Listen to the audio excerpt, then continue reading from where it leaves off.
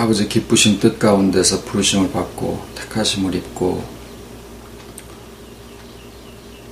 또 때를 따라 회복하게 하시고 또 주님 안에서 그리스도의 장성한 분량에 충만한 데까지 또 이르도록 모든 형편과 상황을 따라 이끌어 주시는 아버지의 사랑을 시간에도 감사를 드립니다.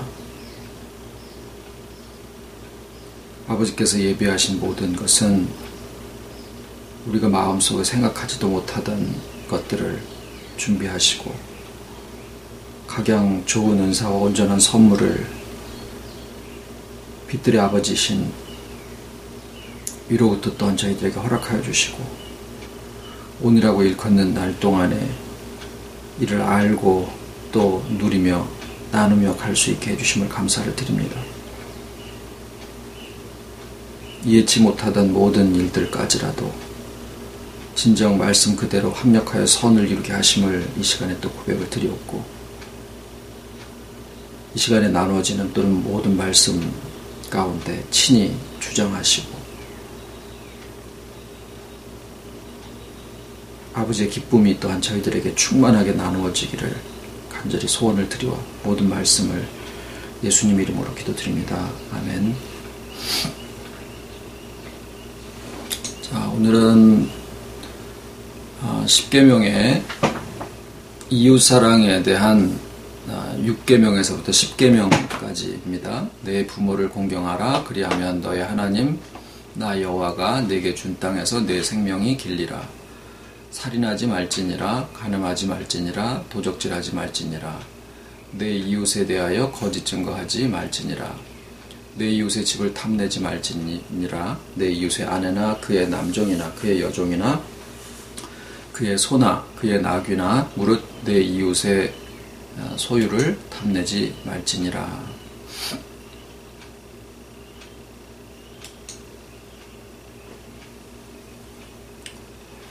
다윗 왕의 경우를 보면 우리아의 아내를 취할 때 간음죄 7계명을 범했고 또 짐짓 우리아를 최전방에 내보내서 죽게 만든 것은 의도적인 살인죄 6계명을 범한 것이고 또 7계명은 실상 이웃의 아내를 탐하지 말라라고 하는 10계명 10번째 계명하고도 또 같은 내용이 됩니다.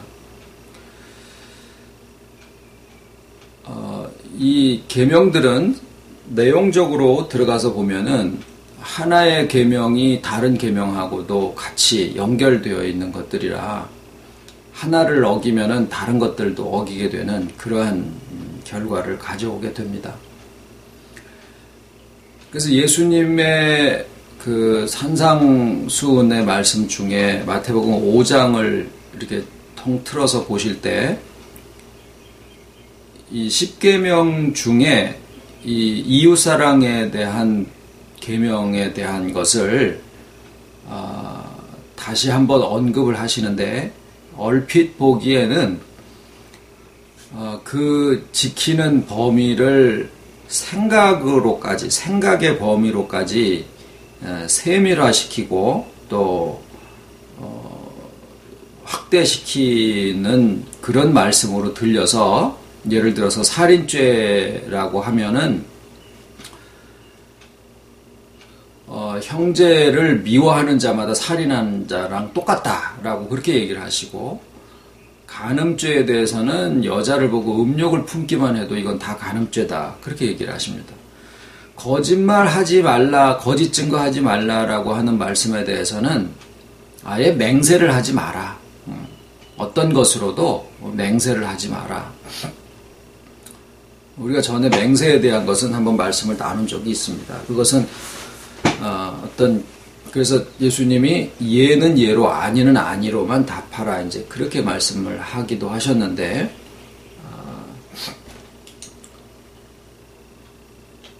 그리고 또 마지막에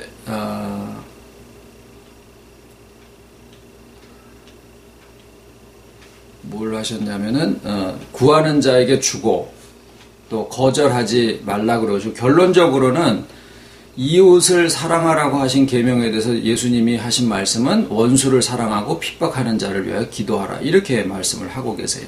그러니까 그런 다윗의 경우와 예수님의 말씀을 비추어 볼 때, 이것은 도저히 다 지킬 수가 없는 거구나 라는 생각을 마치 가지게 되는 것처럼. 그래서 예수님이 십계명에 대한 언급을 하신 내용이 마치 우리가 어떻게 생각하면은 이 율법이라고 할까 아니면 십계명이라고 할까 하는 것은 이미 시대가 지나가 버렸기 때문에 너희들이 그것을 지키려고 아무리 한들 그것은 지켜질 수 있는 것이 아니니까 이제는 그런 것들은 그냥 다 버려버리고 이제 새로운 믿음으로 인한 그런 세계를 가야지 된다라고 얘기를 하시는 것처럼 이해하는 경우들이 있는데 그것은 결코 그렇지 않습니다. 예수님이 십계명을 언급하시는 것은 그 귀한 산상수훈의 말씀을 하시는 중에 이제 십계명은 필요 없는 거니까 다 버려. 만약에 이렇게 얘기를 하신다라고 해도 무방하셨을 테죠. 그렇게 얘기를 하실 것 같으면은 이렇게 빙빙 돌려서 사람 마음에 걸림되지 않도록 그렇게 해가지고 결론적으로는 그거 버려라 이렇게 얘기를 하시는 것이 아니실 거다 그 말입니다. 그러면 예수님이 십계명을 언급을 하시면서 왜 노하는 자마다 지옥불에 던져지고 또 음욕을 품는 자마다 이미 간음한 자나 마찬가지다 그러고 또 거기에다가는 눈이 너를 범죄하면 뽑아버리고 손이 범죄하면 잘라버리고 이런 그 말씀까지 거기다 곁들여서 하고 계시는데 분명히 그 이전에 사람들이 생각하기에는 내가 살인죄를 안 했고 간음죄를 안 졌고 도적질을 안 했고 이래 하면은 나는 십계명을 다 지켰다라고 생각하는데 머물러 있는 것은 또 사실이었거든요. 그러니까 예수님이 분명히 십계명을 언급을 하실 때는 조금 전에 말씀드린 것처럼 이것이 필요가 없는 것이니까 내버려라 라고 얘기를 하신 게 아니다라고 하는 것을 우리가 생각을 하고 보면 예수님의 말씀하시는 의도가 거기에 담겨져 있다라는 거죠. 그게 뭐냐면 십계명을 하나하나 지키는 그것도 중요하지만 십계명을 지키기 위해서는 하나의 원리가 필요하다라는 얘기로 사람들의 마음을 이렇게 이끌어가고 계시는 거예요. 그래서 마태복음 5장에 이 십계명의 특히 이웃사랑에 대한 부분에서의 제일 마지막으로 내려가서 마태복음 5장을 가서 보시면은 무엇으로 마감을 하고 계시느냐. 하나님이 악인과 선인에게 비를 고루 내리시고 햇빛을 고루 비춰주신다라는 그 말씀으로 마감을 하고 계세요. 그러니까 예수님의 십계명에 대한 언급은 하나님이 그 해를 악인과 선인에게 비추게 하시며 비를 의로운 자와 불의한 자에게 내리우심이니라 라고 얘기를 하십니다. 그러니까 우리가 십계명을 지키는 것을 이제 급급해하고 십계명을 지키려고 애를 쓰는 거죠. 지키려고 애를 쓰고 이 계명을 지키고 또 저 계명을 지키고 어떤 것이 어떤 것보다 때를 따라서는 더 우선적이 될 수도 있고 이제 여러 가지 상황들이 있습니다만은 또 부정적으로 뭘 하지 마라라고 얘기를 하신 그 내용 안에도 예수님 말씀에 맹세하자기 거짓말을 하지 말라라고 하는 부정적인 말씀에 차라리 맹세를 하지 마라 그러고 조금 더 극단적으로 얘기를 하시기도 하고 또 반대적으로 살인하지 말라라는 그 계명 안에는 다른 사람의 생명을 살리는데 너의 모든 것들을 희생하고 헌신해라라고 하는 그 내용이 그 안에 같이 포함이 되어 있다라는 사실입니다. 그러니까 그냥 미워하지 말고 살인하지 말라라고 해서 그것을 지킬 수 없는 것으로만이 아니라 미워하지 말라라는 게 아니라 오히려 반대적으로 다시 말하면 긍정적으로 오히려 형제를 사랑하기를 미워하는 자를 위하여 기도하고 너를 핍박하는 자를 위하여 축복의 기도를 해라 라고 얘기를 하시는 것이 예수님의 말씀이다라는 거죠. 그래서 이것을 긍정과 부정의 원칙이라고 그렇게 얘기를 하기도 하는데, 이런 것은 어떻게 해서, 그러니까 예수님의 말씀은 다 하나의 원리를, 그러니까 모든 상황을 다 기록을 하고 다 얘기를 해 놓으실 수가 없으니까 그 모든 상황에 적용될 수 있는 원리를 말씀을 하신 경우들이 많은데, 그러면 십계명을 지키는 데 있어서의 예수님이 말씀하시는 원리가 무엇이냐? 그것은 하나님의 심정을 가지고 하나님의 심정과 하나님의 관점을 가져야 된다라는 거예요. 그래서 제일 마지막에 하나님이 그 비를 그 해를 악인과 선인에게 비치게 하시며 비를 의로운 자와 불의한 자에게 내리우심이니라 라고 이 모든 5장의 말씀을 결론을 짓고 계십니다. 하나님은 최소한 벌받지 않으려고 십계명을 지키시는 것은 아니시겠죠. 상 받으려고 하시는 것도 아니고, 그러니까 하나님이 십계명을 대하거나 사람들을 대하실 때 우리가 사람들은 어떻게 하냐면 여적지 하나님한테 이거 안 지키면 벌 받을까봐, 이게 비단 우리가 십계명에 대한 것뿐만이 아닙니다. 지금 오늘날 우리에게는 예를 들어서 무슨 헌금 문제라든가 또는 주의를 지키는 거라든가 성경 보는 거나 기도하는 것이나 봉사하는 것이나 이런 것들이 오늘날에는 십계명이라고 딱 되어 있는 것이 아닐지라도, 물론 십계명 자체에 언급된 그 내용도 지금도 여전히 유효합니다. 그리고 형제를 살인하지 말라가 미워하지 말라는 데까지 확대되어져야 되고, 그 다음에 살인하지 말라, 미워하지 말라는 계명의 긍정적인 표현인 형제의 생명을 살리는데 너 자신을 헌신하라라고 하는 쪽으로까지 가야 된다라는 거예요. 그런데 그런 계명을 지키고 또 내가 이것을 하고 오늘날 기독교에서 사람들이 생각하는 어떤 지켜져야 될 그런 오늘날의 규례 같은 것들은, 예를 들어서 주일 예배를 꼭 드려야 된다든가 또는 기도 생활을 해야 된다든가 성경을 봐야 된다든가, 이런 것들이 오늘날에는 꼭 지켜져야지 되는 어떤 규례처럼 인식이 되어지고 있는 게 사실인데, 그런 것을 할 때 여기에 원리라고 표현한 것은 무슨 심정으로 해야지 되느냐라는 거예요. 이제 우리가 안 하면 어이구 내가 이거 헌금을 안 했더니 나한테 이런 벌을 주시는구나. 내가 이런 예배 시간을 못 지켰더니 나한테 이런 일들이 생겼구나. 이렇게 벌 받지 않으려고, 그 마음이 똑같아요. 내가 어떤 것을 지키려고 할 때 그것이 나한테 상을 줄 것이며 안 하면은 벌을 받을 것이다 라고 생각하고 있는 그 심정에서들 많이 하고 있다고요. 근데 예수님이 얘기하신 것은 하나님의 마음과 주님의 관점을 가져라 라고 하는 건데, 그건 뭐냐? 사람을 살리고자 하는 거예요.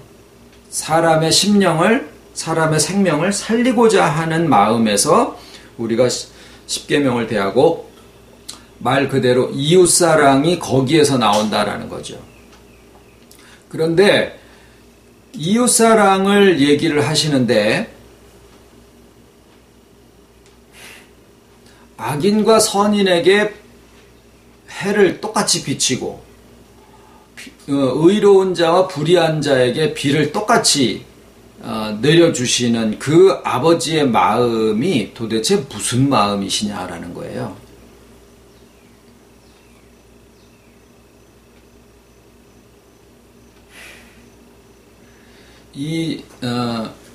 그러니까 내가 십계명을 다 지키고 있어도, 또 오늘날 교회 신앙생활하는 5가지를 내가 다 생활 속에서 심정을 다해가지고 다 잘하고 있더라고 하더라도 그 마음이 하나님의 심정을 갖지 못한다라고 하면 여전히 나는 벌받지 않으려고 또는 상 받기 위해서 그 상 받는다라고 하는 것은 꼭 무슨 뭐 물질적인 축복이 온다거나 무슨 관계 회복이 온다거나 이런 것들로만 구체화되는 게 아니라 자기 스스로의 만족도라든가 또는 자기가 생각하고 있는 어떤 신앙생활의 모습들, 그러니까 스스로 만족하는 그러한 상도 있어요.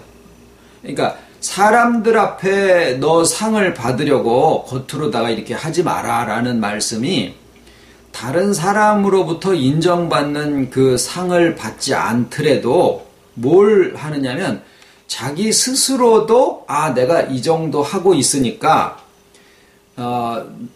스스로 만족한다라고 하는 자기가 자기한테 주는 상으로 족하고 있는 경우들도 있어요. 근데 이제 그것도 다 뭐냐면 뭔가 벌 받지 않으려고 또는 상 받으려고 하는 그런 심정에서 이것을 하고 저것을 하지 않고 하는 그런 심정에 머물러 있다라는 거예요.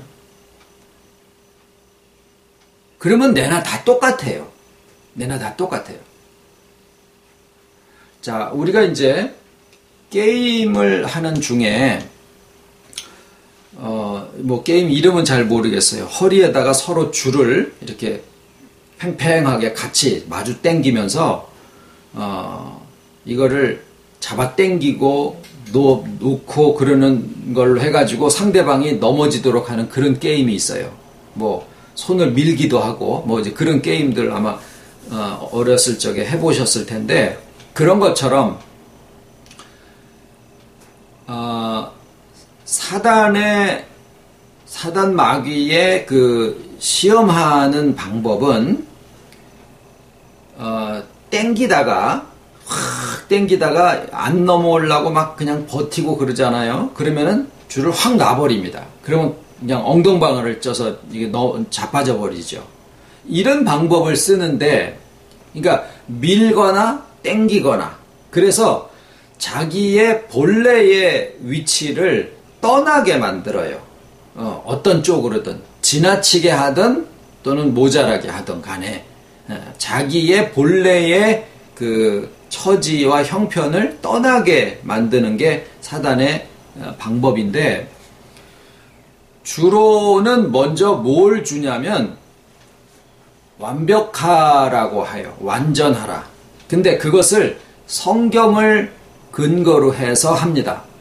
그 성경에 근거되는 말씀이 마태복음 5장 끝절에 나와 있어요. 지금 아까 악인에게 선인에게 고루 해를 비치고 또 비를 내려주시고 하는 그 말씀 뒤쪽에 가서 보시면 너희 하늘에 계신 너희 아버지께서 완전하신 것 같이 너희도 완전하라 라고 되어 있거든요. 온전하냐 완전하냐를 구분하기도 하고 그러는데 그냥 그 원래 히브리어에는 차이가 없어요. 그냥 완전하라 이렇게 얘기를 하신 거예요. 그런데 그 완전하라라고 하는 그 말씀을 구별할 것은 사탄이가 우리한테 주는 그 충동은 완벽해야 된다라는 거예요. 완전하라라고 하는 그 말을 모든 것에 흠도 티도 점도 없이 완벽해라 라고 하는 것으로 우리를 충동질을 합니다. 말하는 것에나 행동하는 것에나 생각하는 것에나 모든 면에 내가 완벽한 사람이 되는 것이 우리의 신앙의 목표라고 우리를 충동질을 해요. 자, 이 말을 우리가 잘 들으셔야 되는 게 이 완벽하라라고 하는 것에다가 우리를 충동질을 하게 되면 대부분은 그것을 선하다라고 받아들입니다. 그런데 가다가 보면 아까 얘기 드린 것처럼 어느 구석엔가 걸리게 되어 있어요. 십계명이나 또는 현재 우리가 기독교에서 얘기하는 5대 신앙생활의 모습들, 주일 성수, 성경, 기도, 또 헌금, 그 다음에 전도, 이 5가지, 전도에는 봉사 이런 게 다 포함되죠. 이 5가지에 대한 것으로든지 어느 부분에서든지 자기가 완벽하게 지킬 수 있는 사람은 없고, 더군다나 일상 사람들과의 생활에 있어서 자기가 말하는 것이라든가 어떤 일을 처리하는 것에서는 점점 나이가 먹어갈수록 까먹기를 잘하고, 뭐 약속해놓은 것도 그냥 잊어버리고, 또 철통같이 내가 무슨 결심을 했어도 금방 무너져 버리기도 하고, 그저 평생 내가 붙들고 온 몇 가지나 그냥 정말 내 목숨 마냥 그렇게 지키고 있을 뿐이지, 뭔가 이렇게 점점 느슨해지고 허술해지고 있는 것이 우리의 모습이거든요. 그러다가 보면은 잘 해야지 돼. 그러니까 완벽해라고 밀어제치다가 안 되면은 어떻게 하면 자포자기를 하게 만들어서, 잘한 것에 대해서는 자기가 잘했다라고 해가지고 자기 스스로나 사람들로부터 이게 상을 받아버려요. 그래가지고 그게 교만이나 자랑에, 자기 스스로의 자랑도 다 포함합니다. 자기가 가장 가까운 타인이에요. 가장 그런 데서부터 오는 그런 자랑이 자기를 교만하게 만들고, 그래서 안 되면 자포자기로 돌아가게 해가지고, 그게 뭐냐면 세상에 악을 저지르는 사람들이에요. 그 사람들이 처음부터 악한 것이 아니라 자기가 받은 것에 대한 복수 심리로 자기를 망치는 것도 포함이 되고, 조금 복잡한 그런 과정을 통해서 보면 완벽하려고 하는 마음이나 또는 자포자기로 해서 악하게 되는 마음이 그 근본에 들어가 보면 다르지 않다라는 거예요. 우리는 무슨 잣대로 사람들을 평가하냐면, 완벽한 쪽으로 가려고 애를 쓰는 것은 선하다라고 하고, 그렇게 못하고 있는 사람들은 악하다라고 생각을 해요. 그런데 예수님이 보시기에는 이도 치우친 거고 저도 치우친 거라는 거예요. 뭘 지키기 위해서 애를 써서 완벽하게 나가려고 하다가 거기에서 생겨진 어떤 실적이나 이런 걸 가지고 자기는 그걸 선하다라고 생각하죠.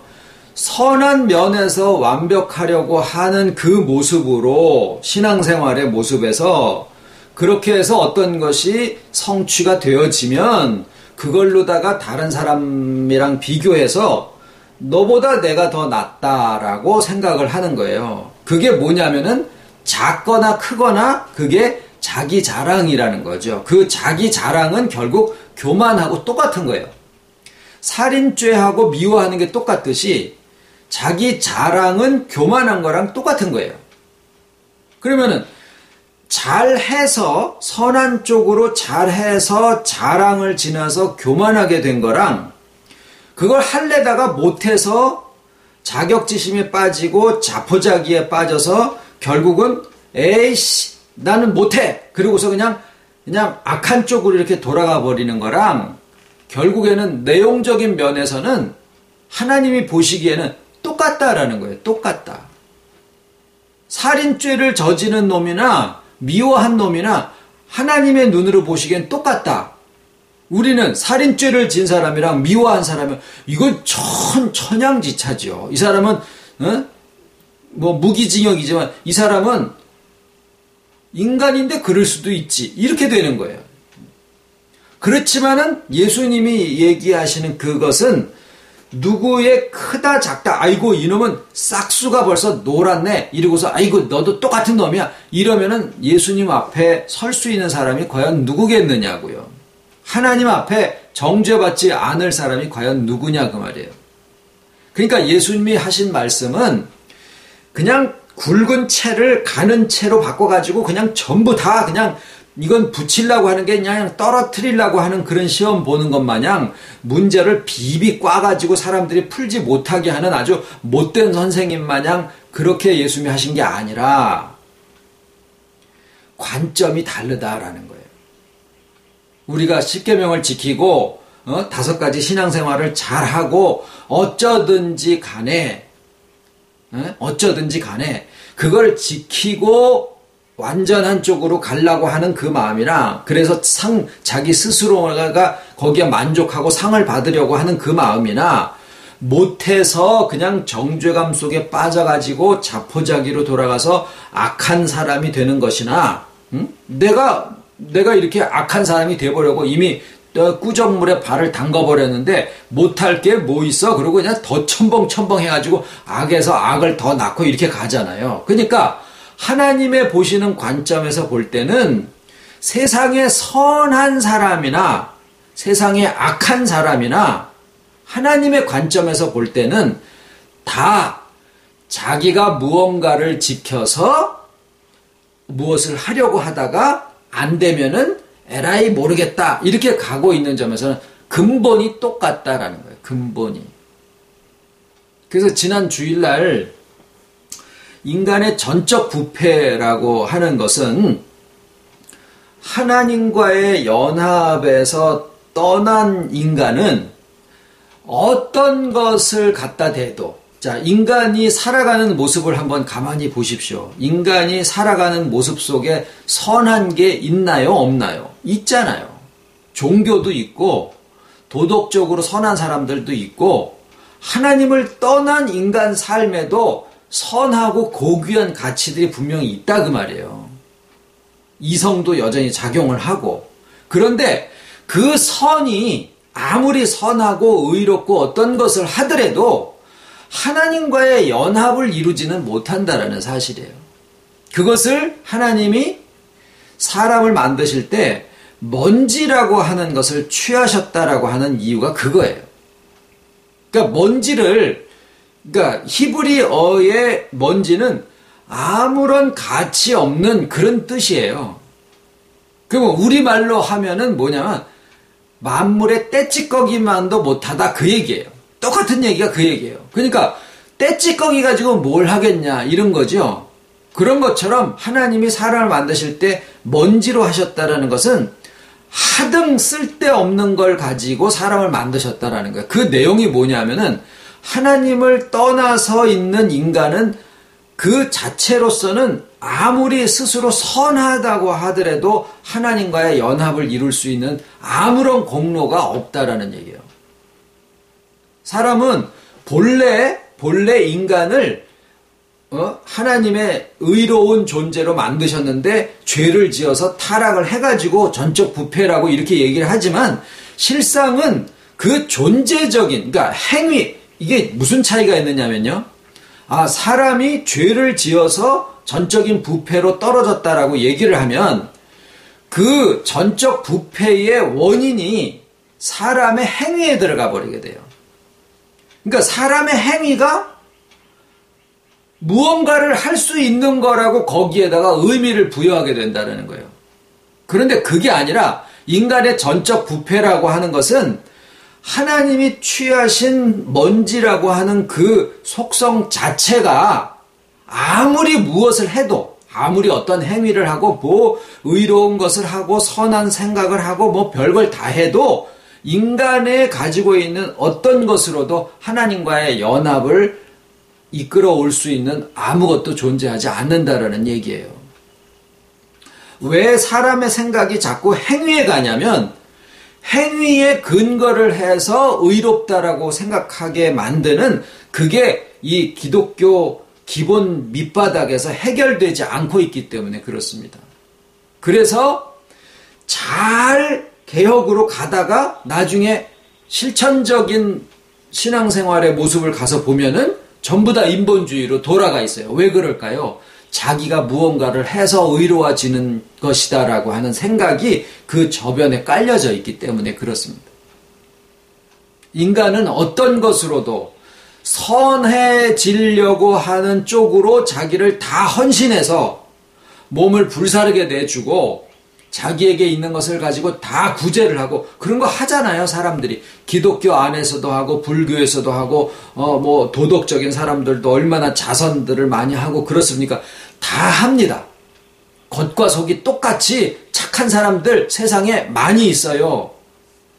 그런데 하나님이 보시기에는 하나님과의 연합을 떠나서 자기의 행함으로 의롭다라고 생각하고 있는 그 모든 것은 악인이나 선인이나 똑같다라는 거예요. 그래서 다 맺혀진다라는 얘기가 아니다라는 거죠. 이게 중요한 거예요. 하나님이 악인과 선인에게 골고루 비를 내려주시고 해를 비춰주신다라고 하는 것은 다 내치는 마음에 계시는 게 아니라 그들을 다 회복시키신다라는 거예요. 악인과 선인에게 해를 비춰주시면 어떻게 될까요? 잎사귀를 내는 거죠. 또 비를 고루 내려주시면 그 나무가 점점 살아나는 거예요. 그러니까 주님이 얘기하시는 하나님의 관점은 어떤 사람이 어떤 처지에 있고 어떤 악한 모습이 되어 있다고 하더라도 나랑 같지 않은 어떤 모습을 갖고 있다고 하더라도 거기에다가 꼽혀치지 않는다라는 거예요. X, 넌 아니야. 왜 아니냐 하면 나랑 같지 않으니까. 그러면 세상에 아버지께서 건지실 사람들을 다 내쫓아버리는 거예요. 우리가 하나님이 악인에게 선인에게 선인이 하나님에게 의로운 사람이나 선인이 하나님에게 가까운 사람일까요? 아니라는 얘기예요. 악한 사람이 하나님에게 더 가까운 경우를 우리가 얼마든지 봅니다. 우리의 마음이 여전히 십계명을 나는 지키고 신앙생활의 5가지의 것들을 내가 잘 지키고 나는 이런 것을 이렇게 가지고 있기 때문에 내가 가지고 있는 거랑 비교를 해볼 때 너는 아니야 라고 해서 꼽혀치는 이런 자리에 있으면 하나님의 마음하고는 거리가 먼다라는 거예요. 내가 아무리 십계명을 철저하게 지키고 예수님의 마태복음 5장을 달달달 외워서 거기에 어긋나는 것이 하나도 없게 다 한다고 하더라도 하나님의 마음하고는 상관이 없을 수 있다라는 거예요. 뭘 안 가지면 악인과 선인에게 고루 햇빛을 비춰주시고 비를 내려주시는 그 아버지의 관점이 뭔지를 모르면 십계명 지켜야 나도 그 자리에 있어요. 벌 안 받으려고. 그 마음이 어떤 형태로 나오냐면 내가 이거를 지금 이렇게 잘하고 있으니까 나는 의로워라고 생각하는 자리에 머물러 있다라는 거죠.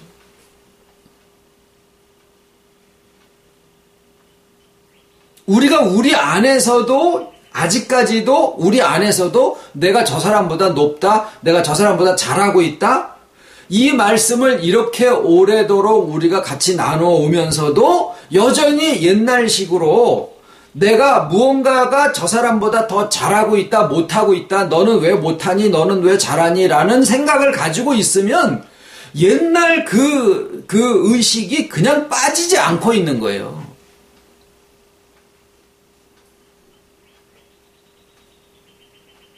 감사한 것은 몇 번 말씀드렸죠. 지금은 우리가 말씀을 얼마나 정말 이렇게 새로이 회복되는 역사 속에서 그것을 보면서 말씀이 이렇게 점점 전개가 되어져 나간다고 하더라도 그것으로 인해서 어떤 사람을 만나도 동일한 마음이 되어지더라라는 거예요. 이게 감사한 거예요, 지금은. 내가 저 사람보다 높다, 낫다라는 생각이 아니라 저 사람이 어떻게 해야지 회복이 될까? 여기에 관심이 가 있다라는 얘기예요.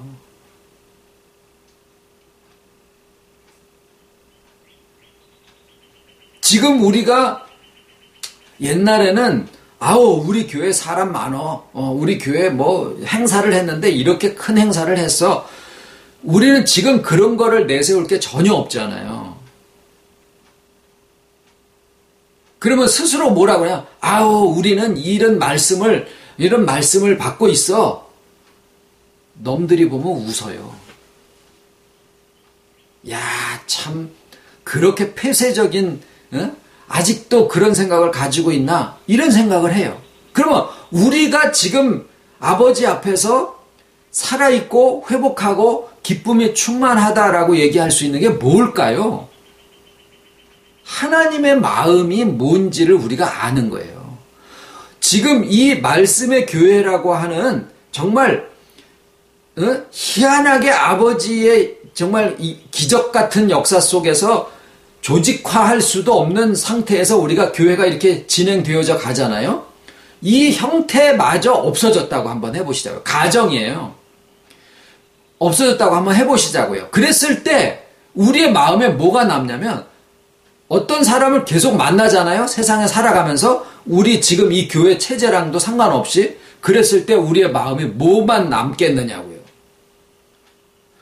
아우 저 사람이 주님의 그 구속의 공로로 주님이 구속하신 그 십자가와 부활하신 그 주님의 그 인격 자체가 모든 섭리를 통해서 성령의 조명하심으로 모든 사람에게 다 연합되어 계시는 이 사실을 저 사람한테 알려줘서 저 사람도 회복이 되어야 되는데 나처럼 회복이 되어지면 참 좋겠는데 이거예요. 이거 내가 가진 말씀이 크고 내가 가진 신앙생활이 귀해서가 아니라 주님이 저 사람에게 해주신 그 모든 공로를 저 사람도 알아야 되는데 그래서 저 사람도 회복이 됐으면 그거 한 가지만 남으면 된다라는 거예요. 근데 그 사람은 보니까 아우 신앙 다 팔아먹고 어디 뭐 이상한 데 가서 앉아 있어.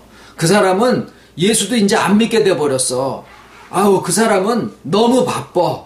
아니면 그 사람은 아주 그냥 형편없게 됐든지 자기가 잘나 있든지 여러 가지 상황을 만날 수 있을 거 아니겠습니까? 그 모든 사람을 놓고 우리가 다 마음에 이 사람은 이래서 꼽혀, 저 사람은 저래서 안 되고, 이 사람은 이래서 우리랑 다르고, 이 사람은 이 말씀 들어도 못 들어 라고 하는 생각에 있으면 우리가 여전히 귀도 안 열리고 눈도 안 열리고 입도 안 열린 거다라는 거예요. 내가 잘 가면 잘 갈수록 그렇게 되어지기가 쉽다라고 하는 것이 선택이 폐쇄성이랑 똑같다라는 거예요. 기독교가 가지고 있는 병폐가 폐쇄성인데 그게 어디에서 오느냐? 선택되었다라고 하는 것에서 모습만 바꾸면은 그게 그거예요. 왜 그럴까요? 왜 그럴까요? 하나님의 마음을 몰라서 그래요. 내가 받는 것에 관심이 많지 하나님의 마음처럼 사람을 살리는 마음이 없기 때문에 그래요. 십계명을 앞에다 놔두고 우리가 뭘 해야 되느냐? 십계명을 지키는 게 아니라 이웃을 사랑하는 거라는 거예요. 여전히 우리는 십계명을 지키려고 하고 있어요. 십계명은 지키는 게 아니라 이웃을 사랑하는 거예요. 이 말을 못 알아듣고 십계명을 안 지켜도 된다고? 이렇게 생각을 하고 있는 귀가 되어 있다라는 거죠. 하나님이 십계명을 지키라고 주신 게 아니라 이웃을 사랑하라고 주신 거라 그 말이에요.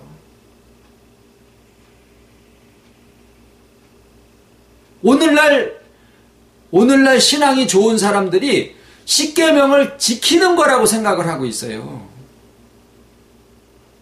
그래서 예수님이 그거를 바꿔주시려고 야 그게 아니요.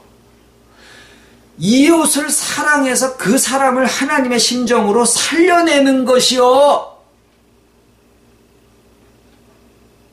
그거를 못 알아듣는다라는 얘기예요. 오늘날도 마찬가지로. 그러니 자꾸 이웃을 사랑하려면 어떻게 해야 되지? 어떻게 해야 되지? 어떻게 해야 되지? 또 지키고 또 지키고 아이고 내가 이제 성경을 이만큼 알았으니까 내가 교리를 이만큼 알았고 내가 신앙생활에 이만큼 실천적으로 됐으니까 아이고 나는 그래도 의로워. 이렇게 지키고 있으니까 의롭다라는 생각을 한다라는 거죠. 그러면서 실제로 이웃에게 대해서는 꼬표를 치고 있는 거예요. 왜? 저 사람은 내가 이렇게 지키는 것만큼 안 지키고 있으니까 너는 안 돼.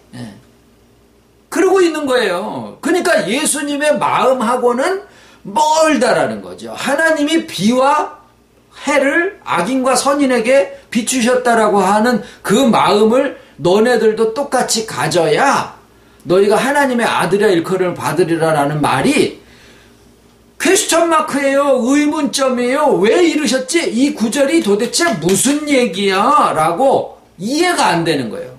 그리고 하늘에 계신 너희 아버지께서 온전하신 것 같이 너희도 온전하라라고 하면은 그냥 말 조심하고 행동 조심하고 그냥 뭐 이것도 지키고 저것도 하고 뭐 그래가지고 그걸로다가 완전해지는 거라고 생각을 하고 있더라라는 거죠.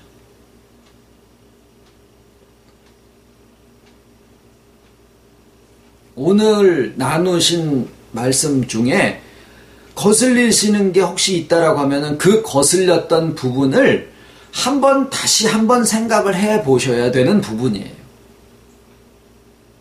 어떤 부분이 그러냐면 우리가 이제까지 십계명을 지켜서 온전해진다라고 생각을 했는데 십계명은 지키라고 주신 게 아니라 물론 지키는 거죠. 지키는 가운데 이웃사랑이 되는 거고 그런데 그 예수님이 근본은 뭐냐면 하나님의 마음처럼 그 사람의 심령을 어떤 악인이든 선인이든 아버지가 보시기에는 연합 안에 들어와 있지 않다라는 점에서는 똑같으니까 똑같다라는 거예요. 그런데 그 똑같은 그 사람들을 우리는 다 꼽표를 치고 있는데 하나님은 그 악인이나 선인이나 똑같은 그 사람들을 아버지와의 연합 안에 들어오시도록 해를 비춰주시고 비를 내려주신다라는 거예요. 그게 차이라는 거죠. 우리는 다 꼽표를 치고 있고 하나님은 다 비를 내려주시고 해를 비춰주신다라는 거죠. 그것이 우리가 가져야 될 이웃사랑의 마음이다라는 얘기입니다. 주기도문으로 마치겠습니다. 하늘에 계신 우리 아버지 이름이 거룩히 여김을 받으시오며 나라에 임하옵시며 뜻이 하늘에서 이룬 것 같이 땅에서도 이루어지이다. 오늘날 우리에게 일용할 양식을 주옵시고 우리가 우리에게 죄 지은 자를 사하여 준 것 같이 우리 죄를 사하여 주옵시고 우리를 시험에 들게 하지 마옵시고 다만 악에서 구하옵소서. 나라와 권세와 영광이 아버지께 영원히 있사옵나이다. 아멘.